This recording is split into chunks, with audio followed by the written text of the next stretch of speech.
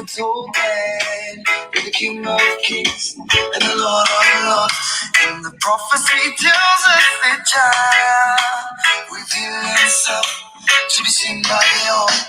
To save his people from poverty and to let them know that there's truth through the teachings of Jah. But I said the teachings of Jah.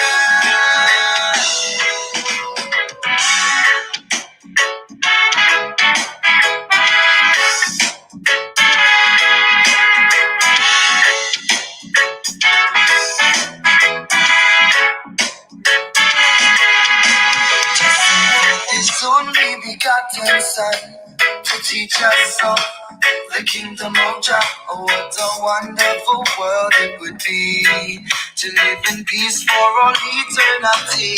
He came to save his people from poverty and to let them know that there's struggle through the teachings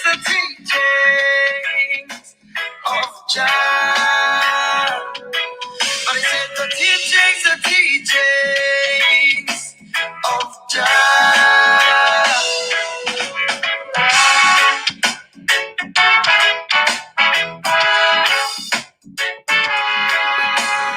Taia te kōrero, taia te wānanga, taia te pai wa o kia uru mai rā koutou ki te ore kōrero e tū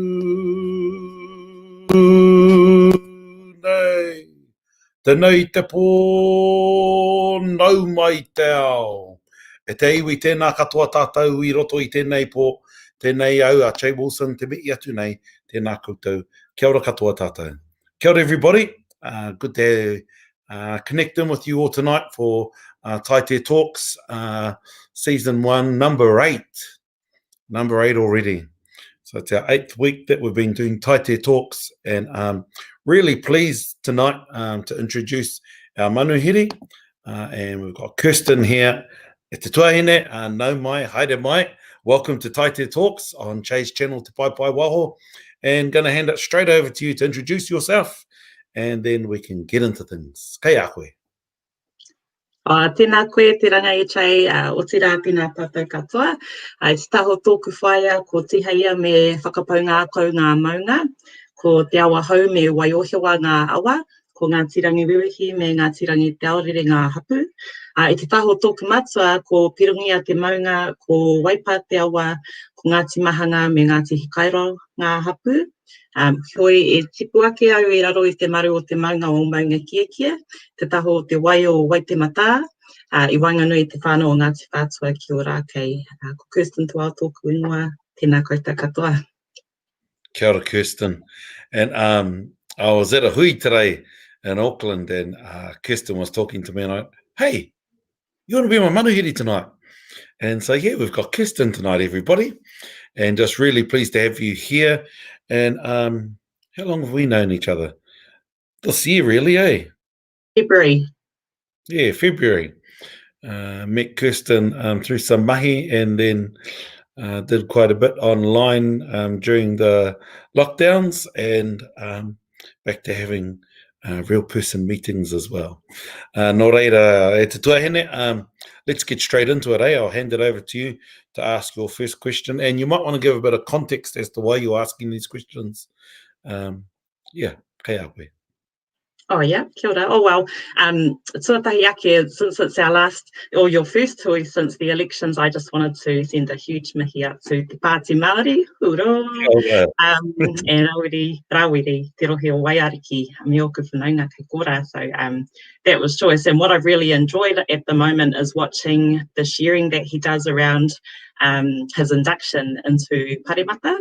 And you know, it got me thinking about Te Ao Matihiko, and what I was really hoping the kōrero tonight would be focused around is digital connectivity. I also am a wahine Māori who works in the digital connectivity sector, so there's a personal interest as well as a professional interest. And so that's a bit of context, but I suppose the first part that I have for you, if I go back to the beginning, and wanted to ask your thoughts around the whakapapa, I suppose, of spectrum, and how spectrum is used for us to be able to use digital technology to connect and use our phones and be online and do all these beautiful wānanga and kōrero. So yeah, just wanted to ask what your whakaaro is around the whakapapa of spectrum and connections to tupuna. So I know what spectrum is, but do you want to give for the viewers what a really simple explanation of what spectrum is? Oh, ka pai.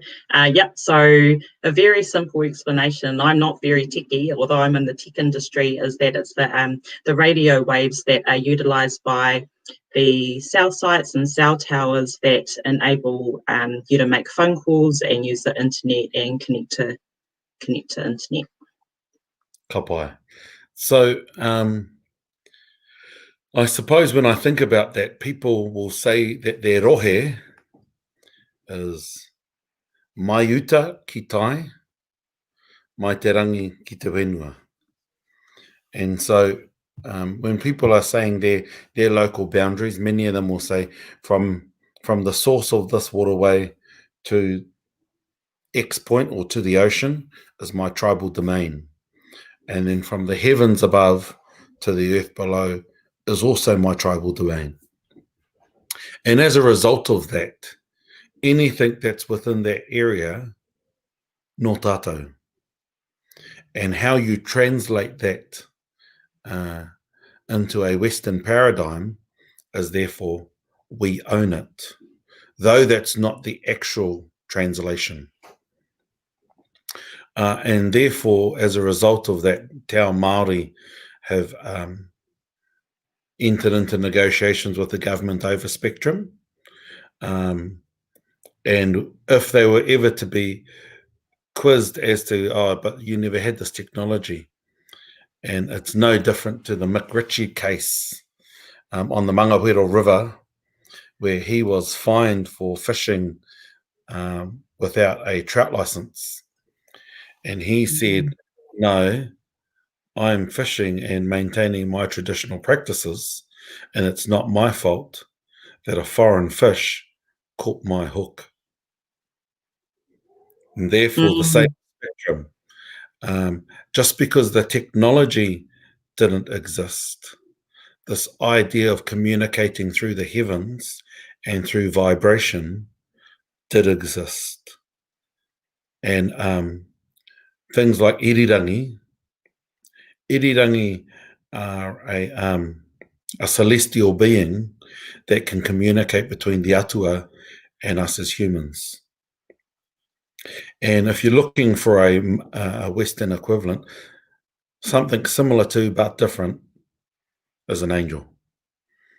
And so irirangi, which is where Reo Irirangi for radio station, and which Irirangi, the naval base in the middle of the island, this is where our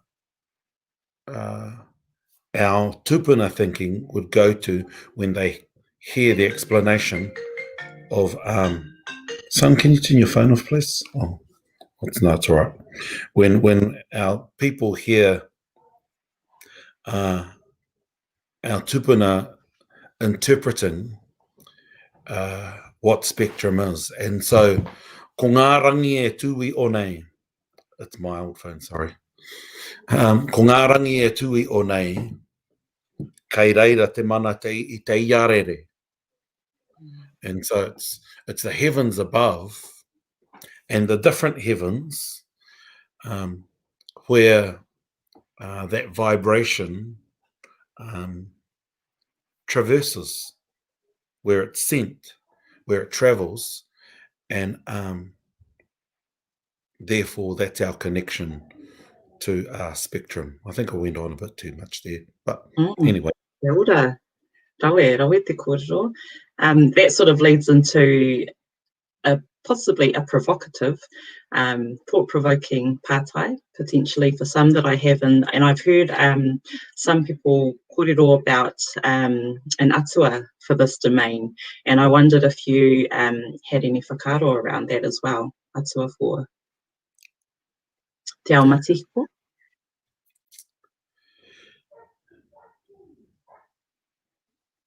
I think it's really important to understand that as technology came here and as different thought processes influenced the way we saw the world, our tupuna would create atua for that context. And so it wasn't just limited to the 70 atua that are referred to in the pantheon.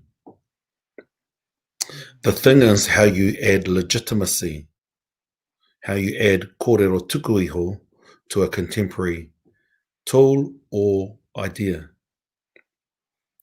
And so that requires wānanga. And it's really easy to say, oh yeah, rangi nui. Rangi nui is an atua for this space. But it depends on what type of technology we're talking about. I know I've been working with a team where we've created an atua called waihiko. And waihiko is the atua for electricity. Working with the team in Christchurch and with Hori and with Hana and the team there. And like we started this conversation a couple of years ago, Hori and I, and just connecting in, because as our world changes, we must be agile enough, but maintain that connection to our kōrero tukuiho. And, it leads to the conversation, is io a traditional atua or something that's been created as a response to the influences that came with the Pākehā? Some will say that io is an atua tukuiho. Some will say no, io was something where our tupuna responded to connect to this idea of one God. So, it's all about how we work to better understand and to seek maramatanga. And as we seek maramatanga, we then add our pieces of kōrero to it, so that it's a continuous jigsaw puzzle. What have you heard from different people in the tech space? Have they been sharing atua with you?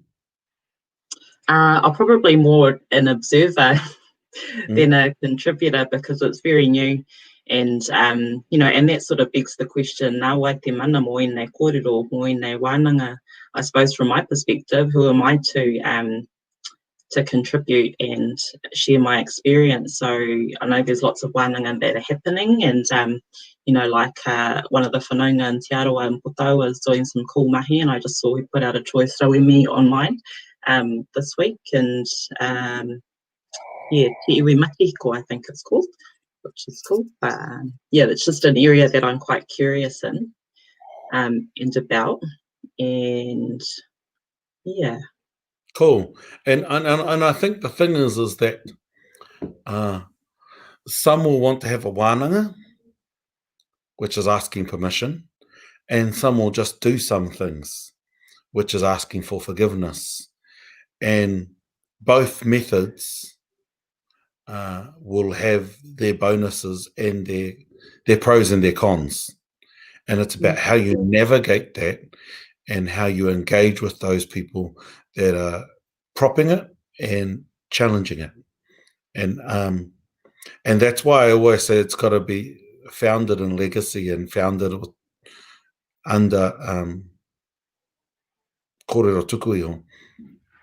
Otherwise, it's just made up and there's not much thought being put to it. And so, different people will have different views of the world, or as Te Ao Māori, there are two views on who climbed to the heavens to seek knowledge. One group say tāne, another group say tāwaki, and there's nothing wrong with having difference. And then there are some things where we all agree. But the most important thing is how you embed whatever you're creating into a really legacy space. Kia ora. Cool choice. That sort of leads into my my other pātai, and I know that you've sort of touched on it in some of your Te Kōkō Mika series, which was around the tikanga and how you set tikanga in a digital age, and COVID's really made us do new things and innovate in that space. And you see, whakatau that were being done online, and that was quite different, and bringing karakia into this realm. And so I suppose a pātai around, and it might be a similar answer around what's some of the tikanga that you are aware of that you might be able to share with us. Koina. I think he hu tō te hoiho, he putu tō te tangata. It's got to work. It's got to fit. And it's no good doing something handy when there's only 2 people on. You know, you assess your situation and you make it work so that that situation has the right amount of empathy to cover the issues at hand. And that's, was talking to Rikirangi Gage last week, and he was talking about the normal mantra, Mōhio mātou marama, and then he added to that, Mōhio mātou marama, whakaaro nui. And it's the whakaaro nui that takes you to the place where wisdom can then come out of all of that understanding. It's that empathy and the care and consciousness of thought that can help you create tikanga that work for that purpose. And like when I'm doing online hui, etc., I always make sure to do a whakamarama before I do anything else. And why? It's no different to the keka who would go out and talk to the manuhiri outside the gate. Oh, kia ora koutou. Where are you from? Oh, yeah. You got any more coming? Oh, yeah, we're waiting for one more carload. Okay, ka pai. And he's doing a count. Okay, yeah, there's 20, another carload. Yeah, that's 4, so 24, 25. Tell the cooks 25 people. And and here's our tikanga. This is how we do things here. And when you're ready, we're ready. Right. And so, there's already guidance for us, and it's about not overthinking it, and also go, oh, this is online, it's tapu, because as soon as recording devices were democratized, our people were taking them to hui and pressing record. And why do I know that? Because I've heard heaps of different recordings of things that I thought that they would never record. And so, it's about the moment we write a manual for it, that manual will be obsolete. So it's about knowing the principles and how those principles will guide you, rather than, here's the do's and don'ts. Joyce, kia ora. I had a couple of other questions, and the next one was really around, I suppose if I think about, for me, in my situation, I actually find being online quite detrimental to my my mental well-being.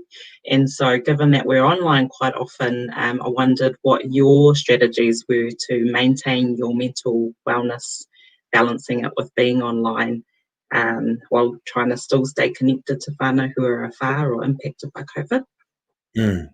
And so if I have to go outside, I have to have my outside breaks. I have to drink a lot of water, because it's a different energy to maintain concentration throughout the whole time. And especially if you're doing other things during that hui online. So going outside, taking good good breaks, and making sure that you have a break every hour just to get outside or have a break just to rest your eyes is essential. And one thing that I really did badly was I did back-to-back Zooms for far too long in the first wave. Second wave, I'd learnt. But it's really key, as our tupuna say, hoki atu ki o maunga kia purea e ngā hau o tāwhiri mātea. Return back to your mountains so that you are cleansed by the winds of tāwhiri mātea. Going outside to take those breaths, get that fresh air from tāwhiri mātea is a mini version of going back to your mountain. And so you have those mini breaks to capture the essence of tāwhiri, to inhale, to help cleanse your insides, to then carry on. Right. Choice. Well, my last part then was looking ahead to the future, and what do you see as the opportunities for Te Ao Māori in harnessing digital technology? I think it's important to see what the tools are and if the tools work. If they work for you, ka pai. If they don't work for you, ka matara, kia tūpato. But, it's really important that we understand and we get a good balance of advice so that we can see that it's going to be helpful for us. It was a bit different when they bought an axe and a hoe, a metal hoe, and then a plow, because our people could see how quickly you could do those things by using those new implements. In this case, sometimes there's so much created in the background. All you do is you see the result, but it's about better understanding. And like I've had many a question and challenge, why are you doing this on Facebook? It doesn't belong to you. And my response is, well, kei te tuku atu ki te ao. And there are definitely things I don't share. And there are other things where the more we can feed and share, the more opportunity hopefully our people will find to fall in love with who we are. Kia ora. Because I think the media does a damn good job, and even in politics we did a pretty good job at hating on each other. That cannibalism, that lateral violence isn't good. So we have to ensure that we also provide opportunities for us to fall in love with who we are. Because our tupuna, we're amazing. And the gifts that they have left for us are just wow. And sadly, a lot of the restrictions come from another place, and we confuse them for being tikanga. There are, don't get me wrong, there are restrictions. And more so their guidance to ensure that tapu and noa are maintained. Mana and tapu are maintained. And it's about how we then maintain that with all of the other opportunities that are afforded to us. Yeah. Question for you. What's the thing that's keeping you awake on your journey in Te Ao Māori and how it relates to work? Is it this tikanga space or?